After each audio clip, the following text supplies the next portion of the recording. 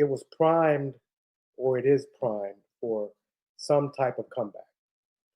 Because, like we've been saying, if you follow the podcast, if you listen, news drives a lot of these, or becomes a catalyst. Things happen, but when you look at fundamentals of the company, when you look at the chart and the technicals, and at times when you are able to combine them, you think to yourself, it almost always works out.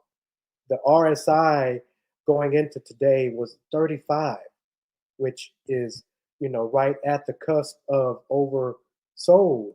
And so when you think about where it's been, where it got to, and now with this news coming out, with a 3%, 4% increase at its highest peak today, like KT said, we got that resistance coming. But as soon as somebody says something and we break, short term, we could reach 180. I mean, if it took a month to go down, any type of good news, you're talking about end of year, we could be around 190, 200, based on the simple fact that the chart is screaming, we're almost ready to buy and explode, and then you got this news, and so that's one of the things that I know we've been gone for a few weeks, but one of the things that we preach, technicals, fundamentals, news, all of it. At some point, you wake up and you're like, a lot of the stuff you think, man, it's that time. What do you want to call it? Manipulation, whether you want to call it, just people out there, like you said, keeping the stock from failing. They almost always go hand in hand, man. Bad news, fundamentals, good news, fundamentals. All right, y'all. What we'll do, let's take a quick break.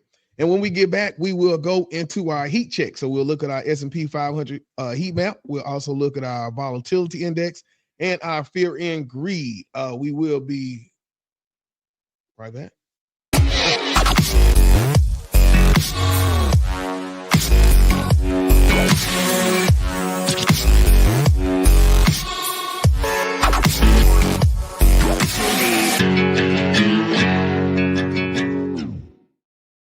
Oh, shameless plug. If you have not, make sure you go to kttv.com. We got merch.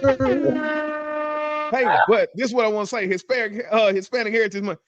Whoa, I had to do it, man. Jose Luis. Man, where's Jose Luis at right now? Come on, man. R.I.P. Jerry Springer, man.